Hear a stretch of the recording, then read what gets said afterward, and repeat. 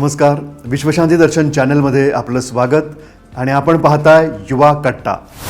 या चॅनलची संकल्पना MIT शिक्षण संस्था समूहाचे संस्थापक अध्यक्ष आदरणीय प्राध्यापक डॉक्टर विश्वनाथ दा कराड सर यांची, ज्यांनी विश्वशांतीच्या कार्यासाठी जगातल्या सर्वात भव्य घुमटाची तत्वज्ञ संत श्री ज्ञानेश्वर विश्वशांती घुमटाची रचना केली। युवा कट्टामध्ये आपण क्रीडा, कला, साहस, पर्यावरण अशा अनेक क्षेत्रात उल्लेखनीय कार्य करणाऱ्या युवकांशी संवाद साधत असतो। आज आपण अशा एका खेळाबद्दल बोलणार आहोत जो फक्त खेळ नाही तर आपल्या मातीचा अभिमान आहे, आणि तो खेळ आहे कबड्डी। खेळाडूंची चपळाई, ताकद आणि वेग। तसा कबड्डी हा भारताचा पारंपरिक खेळ, ग्रामीण भागात लोकप्रिय असणारा, पण हा खेळ आज आंतरराष्ट्रीय स्तरावर पोहोचला आहे आणि प्रो कबड्डी सारख्या स्पर्धांमुळे कबड्डीला ग्लॅमर मिळालाय।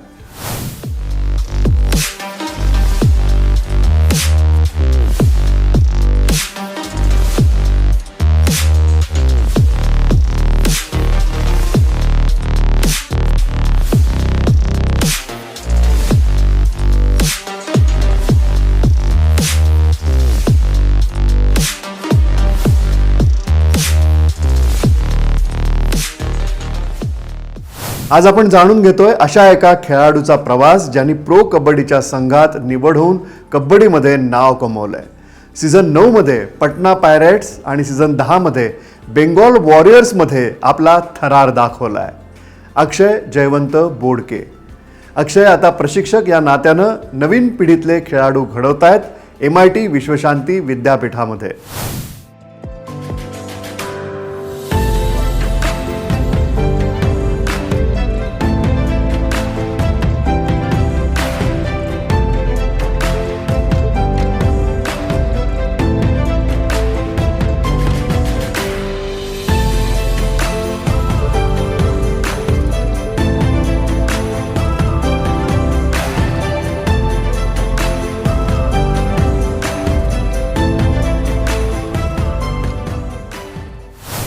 कबड्डी खेळच असा आहे की ना महागडी साधनं ना मोठं मैदान, अस्सल भारतीय खेळ कबड्डी। एकेकाळी गावाच्या मातीमध्ये खेळला जाणारा हा खेळ पण आता काळानुसार मॅटवर खेळला जातोय।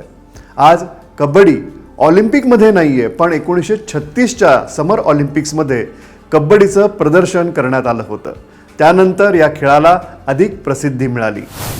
आजच्या तरुणाईमध्ये कबड्डीची क्रेज वाढली आहे, तेव्हा जाणून घेऊयात अक्षय यांच्याकडून माती ते मॅट हा बदल।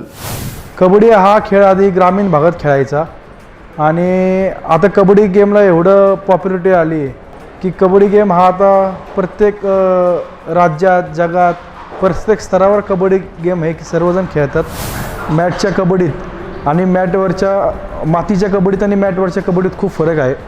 मातीतल्या कबड्डीमध्ये स्पीड नाही जास्त लागत, मॅटवरच्या कबड्डीमध्ये खूप स्पीड लागतो, खूप वर्कआउट करावं लागतो। कबड्डी ही खूप फास्ट झाली आहे। मॅटवरची कबड्डी खूप फास्ट आहे, मातीतली कबड्डी स्लो आहे। मॅटवर जेव्हा तुम्ही कबड्डी खेळता तेव्हा त्यासाठी तुम्हाला एकदम मजबूत राहावं लागतं, प्रॉपर तुम्हाला फिटनेस, डाएट, डिसिप्लिन असावं लागतो। मॅटवरची कबड्डी आता इतकी फास्ट झाली आहे की जर तुम्ही वर्कआउट नाही केलं तर तुम्हाला इंजुरीचे प्रमाण वाढू शकतात। मातीमध्ये आधी लागायचं, फाटायचं, गुडघे फुटायचे, डोकं फुटायचं, पण मॅटवर तसं होत नाही। मॅटवर तुम्हाला लिगामेंट इंजुरी होऊ शकते, बोन क्रॅक होऊ शकतं, अशा इंजुरी पण होऊ शकतात। मॅट आणि मातीमध्ये हाच फरक आहे। प्रो कबड्डी म्हणजे वेग आणि थरार। इथे प्रत्येक सेकंद महत्त्वाचा असतो। एका रेडमध्ये सामना पलटू शकतो। प्रो कबड्डीमुळे खेळाडूंना ओळख, प्रसिद्धी आणि व्यावसायिक संधी पण मिळत आहेत, आणि लाईव्ह प्रसारणामुळे लोकप्रियताही वाढली आहे, आणि जर्सीमुळेही एक प्रोफेशनल लुक आता आला आहे असं म्हणता येईल। प्रो कबड्डीमध्ये संघ तयार करण्यासाठी ऑक्शन म्हणजेच लिलाव प्रक्रिया केली जाते।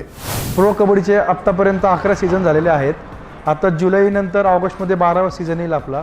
प्रो कबड्डी ही मुळं एवढं खेळाडूंना ग्लॅमर आलं आहे, पैसे, नंतर तुम्हाला फेम या प्रो कबड्डीमुळे भेटला आहे। प्रो कबड्डी लीग ही मॅटवरच खेळली जाते। फॉर एक्झाम्पल आदित्य शिंदे, अस्लम इनामदार, पंकज मोहिते, मोहित गोयत, नवीन कुमार, पवन शेरावत, दादोसो पुजारी असे खेडेगावातले, ग्रामीण भागातले हे खेळाडू होते ज्यांच्या गावामध्ये पाण्याची पण टंचाई होती आज ते प्लेयर ज्यांना घर नव्हतं राहिला त्या खेळाडूंना आज ते खेळाडू 3-3 कोटीच्या घरामध्ये राहत आहेत. हे सर्व शक्य झालं ते फक्त प्रो कबड्डीमुळं आणि कबड्डी या खेळामुळं. प्रो कबड्डीमुळं सर्वांचं आयुष्य बदललं, सर्वांचं राहणीमान बदललं. बाहेर काय असतं हे या कबड्डीमुळं आम्हाला बघायला भेटलं. प्रो कबड्डीमुळं बाहेरच्या देशात जायची संधी मिळाली. प्रो कबड्डी ही स्टार स्पोर्ट्सवाले चालवतात.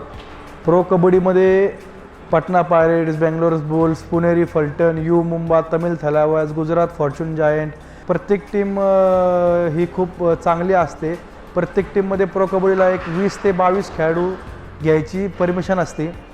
आणि आधी प्रो कबड्डी सीझन 1ला सर्वात हायेस्ट प्लेयर हा 4 लाखाला गेलता आणि आत्ताच्या सीझन 11ला प्रो कबड्डीमध्ये सर्वात हायेस्ट प्लेयर 2,75,00,000 गेलेला आहे. अक्षय यांची निवड प्रो कबड्डीसाठी झाली तो त्यांच्यासाठी एक भावनिक क्षण होता. ऐकूयात त्यांची कबड्डीमधली सुरुवात आणि प्रो कबड्डीमध्ये सिलेक्ट होण्याचा किस्साही. कबड्डीची सुरुवात पहिली तर माझ्या घरापासूनच झाली. माझे वडील स्वतः कबड्डी प्लेअर असल्यामुळं मला ते घरातूनच बाळकडू भेटलेलं आहे. मी घरातूनच कबड्डी खेळायची सुरुवात केली आणि 2री, 3री, 4थीत असल्यापासूनच मी कबड्डीच्या ग्राउंडवर जायचं मला खूप आवड होती आणि ती आवड मी पुढं कंटिन्यू करत गेलो. मी MES मयसूम मुलांचे भावे हायस्कूल सदाशिवपेठ या शाळेमध्ये होतो. शाळेत असताना मी इंटर डिस्ट्रिक्ट टुर्नामेंट, आंतरशालेय टुर्नामेंटमध्ये मी सहभाग घ्यायचो. त्या शाळेमध्ये खेळत असताना मला कबड्डीची आवड निर्माण झाली आणि शाळेनंतरच की मी कॉलेजमध्ये होतो, संस्कार मंदिर कला व वाणिज्य विद्यालय वारजे येथे. मी FY SY TY तिथं होतो आणि 3 वर्ष मी पुणे युनिव्हर्सिटी संघाचा मी कर्णधार होतो. 3 वर्षी मला ब्रांज मेडल, सिल्वर मेडल हे भेटलं होतं. ऑप्शन लिस्टमध्ये येण्यासाठी तर तुम्हाला एक तर सिनियर नॅशनल खेळावं लागतं आणि सिनियर नॅशनलमध्ये पण पहिल्या 8 टीममध्ये क्वार्टर फायनल खेळावं लागते, तेव्हा तुमचं नाव ऑप्शन येतं. आणि माझं वय तेव्हा 21 होतं. तेव्हा सिनियर नॅशनल खेळायला खूप म्हणजे कॉम्पिटिशन होती आणि तेव्हा जे आत्ता जे नियम आहेत की डायरेक्ट प्लेयर जे घेतो ते आत्ता GR चालू झालेत. तेव्हा असा GR नव्हता. तेव्हा फक्त 21 एज असेल तरच तुम्ही प्रो कबड्डीमध्ये NYP म्हणून तुम्हाला घ्यायचे जाते. तर मी इतक्या टेन्शनमध्ये होतो लॉकडाऊनमध्ये. तर 2-3 वर्ष मी इतकी मेहनत केली. लॉकडाऊनचे 2 वर्ष मी इतकी मेहनत केली. मी प्रॅक्टिसला पुण्यातून बालेवाडी सायकलवर जायचो 25 किलोमीटर आणि 25 किलोमीटर सायकलिंग करून खूप प्रॅक्टिस करायचो. प्रॅक्टिस करून परत 25 किलोमीटर घरी यायचो. असा माझा दिनक्रम असायचा. मॉर्निंगचा फिटनेस माझा असायचा टेकडीवर, तळजाईला नाही तर पर्वतीला. दुपारी जिम करायचो, संध्याकाळी प्रॅक्टिसला जायचो. असं 3-3 टाईम मी प्रॅक्टिस करत होतो. कारण की मला माहिती होतं की माझं एकच ड्रीम होतं की मला प्रो कबड्डी खेळायचं आहे काही करून. आणि प्रो कबड्डी खेळण्यासाठी मी पाहिजे ती एवढी मेहनत करायला माझी त्यात तयारी होती. आणि लॉकडाऊन नंतर 2 वर्षानंतर की असा नियम आला की प्रत्येक टीम ही 2 प्लेयर तुमच्या आवडीचे कोणीही घेऊ शकतात. ज्यांचं नाव सिनियर नॅशनल खेळले नसतील तरी ते चालतील, पण तुमच्या आवडीचे 2 प्लेयर तुम्ही ऑप्शनला टाकू शकता. असंच मी रायगड येथे टुर्नामेंट खेळायला गेलो. त्या टुर्नामेंटला मी सेंट्रल रेल्वे विरुद्ध खूप चांगला खेळ झाला होता माझा. तेव्हा पटना पायरेट्सचे मॅनेजर आणि कोच रवी शेट्टी सर आणि जाफर सर यांनी मला बघितलं आणि त्यांचा मला 1 महिन्यानंतर फोन आला की तुला आणि मी आमच्या टीमसाठी घ्यायचा खूप प्रयत्न करत आहे आणि तुझं नाव आम्ही ऑप्शनला टाकत आहे, तर तू अशीच प्रॅक्टिस करत राहा आणि तुझा परफॉर्मन्स चांगला दे. तर मी इतकं खुश झालो. मी इतकी प्रॅक्टिस केली. त्यानंतर माझं नाव सरांनी ऑप्शनला टाकलं आणि पटना पायरेट्सनी मला सीझन 9मध्ये घेतलं. तर माझं ते लाईफमधली सर्वात आनंदाचा दिवस तो होता. म्हणजे माझ्या डोळ्यात एवढं पाणी आलं की म्हणजे तो दिवस मी कधीच विसरणार नाही. जे माझं स्वप्न होतं ते स्वप्न पूर्ण आलं. सीझन 10 यायच्या आधी मुंबईमध्ये बंड्या मारुती इथं मुंबईला मॅचेस झाल्या त्या कबड्डीच्या. तर तिथं सेमीफायनल आमची मॅच चालू होती. तर सेमीफायनल मॅच चालू असताना बेंगल वॉरियर्सचे कोच प्रसन्न सुर्वे सर तिथं मॅच बघायला बसले होते. तर त्या मॅचला माझी इतका चांगला परफॉर्मन्स झाला. त्या मॅचला माझे 11 कॅच झाल्या. त्या टुर्नामेंटचं मला man of the tournament of the best defender भेटलं. आणि त्या टुर्नामेंटनंतर त्या सरांचा माझा इतका ट्रस्ट झाला की त्यांनी मला येणाऱ्या सीझनमध्ये म्हणजे सीझन 10मध्ये बेंगल वॉरियर्स हा संघामध्ये मला त्यांनी 13 लाखाची बोली लावून मला त्यांनी त्यांच्या संघामध्ये घेतलं, मला चान्स दिला. MIT विश्वशांती विद्यापीठ हे स्पोर्ट्स फॅसिलिटीनी समृद्ध आहे. इथं उभं राहिलेलं स्पोर्ट्स कॉम्प्लेक्स खेळाडूंना नेहमीच प्रोत्साहित करतं आणि त्यामुळेच इथेच प्रशिक्षक बनण्याचा निर्णय अक्षय यांनी घेतला.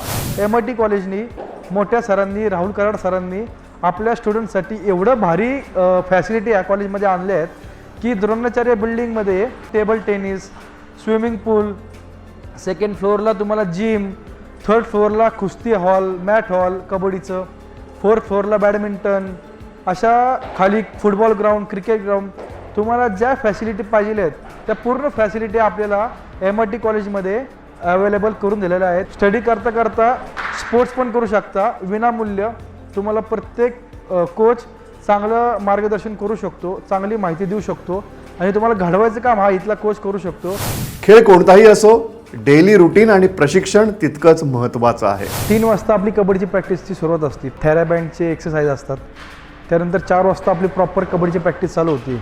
एक दिवस स्केल असतं, एक दिवस मिट्टीमध्ये प्रॅक्टिस असते, म्हणजे मातीमध्ये एक दिवस प्रॅक्टिस असते, एक दिवस मॅटवर प्रॅक्टिस असते, एक दिवस स्किल प्रॅक्टिस करतो आपण, एक दिवस मॅच प्रॅक्टिस करतो. असे प्रॅक्टिसचे शेड्यूल बनवलेले आहेत आणि प्रॅक्टिसनंतर 6 नंतर कंपल्सरी 20 मिनटं आपण स्विमिंग करतो. स्विमिंग असं की ते आपण रिलॅक्ससाठी करतो. मग एक दिवस स्विमिंगमध्ये आपले वेगवेगळे एक्सरसाइज असतात ते पण आपण करत असतो. आणि मॉर्निंगला प्रत्येक स्टुडंट हा कोण जिम करतं, कोण ट्रॅकला रनिंग करतं, कोण स्टेप मारतात. असं प्रत्येकाचं शेड्यूल ठरलेलं आहे, ते सगळेजण फॉलो करतात चांगले. प्रत्येक खेळाच्या काही टर्मिनॉलॉजीज असतात. कबड्डीच्याही टर्मिनॉलॉजी आपण जाणून घेऊयात. प्रत्येक संघामध्ये साधारणपणे रेडर्स, डिफेंडर्स आणि ऑलराऊंडर्स असे खेळाडू असतात. काही खेळाडू त्यांच्या रेडिंग स्किलमुळे प्रसिद्ध असतात, तर काही जबरदस्त टॅकलसाठी. जेव्हा खेळाडू गुण मिळवण्यासाठी विरोधी बाजूला जातो त्या प्रयत्नाला रेड म्हणतात. रेडरला पकडून रोखण्याच्या कृतीला टॅकल म्हणतात. एका रेडमध्ये 3 किंवा जास्त गुण मिळवले तर ती ठरते सुपर रेड. संघात कमी खेळाडू असतानाही रेडरला पकडलं तर मिळतो super tackle. Do or die रेडमध्ये सलग 2 रिकाम्या रेडनंतर 3ऱ्या रेडमध्ये गुण मिळवणं बंधनकारक असतं. आणि शेवटी ऑल आऊट. कबड्डीमध्ये स्किल बघायला गेलं तर रेडरचे hand touch, toe touch, sleep, turning, jumping आणि लोकांना आवडणारा मोमेंट म्हणजे असा आहे की रेडरचा की जंप आणि डुबकी, लायन जंप, त्याला की लायन जंप म्हणतात.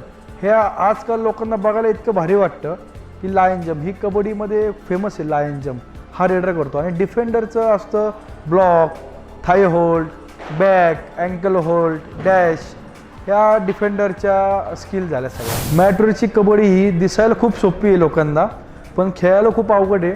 मॅटची कबड्डीला इतका फिटनेस लागतो, माणूस इतका फिट लागतो. 40 मिनटं तुम्हाला ग्राउंडवर खेळावं लागतं. 20-5-20 असं टाईम असतो आपल्या कबड्डी गेमचा. 20 मिनटाचा हाफ असतो, नंतर 5 मिनटं ब्रेक असतो, नंतर पुन्हा 20 मिनटाचा हाफ असतो.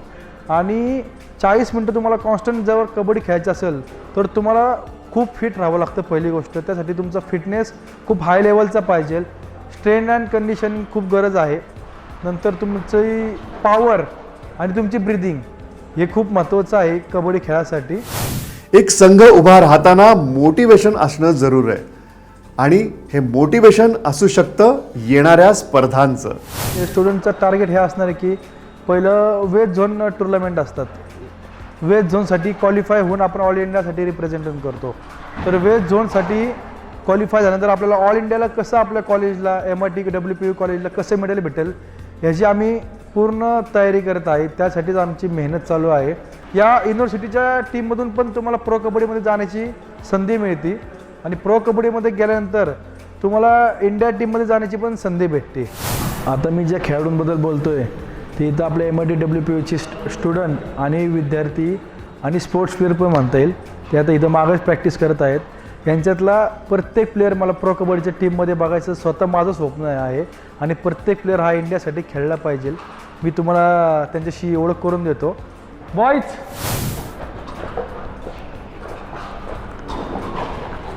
हे आपले MIT WPUचे स्टुडंट आहेत कबड्डीचे.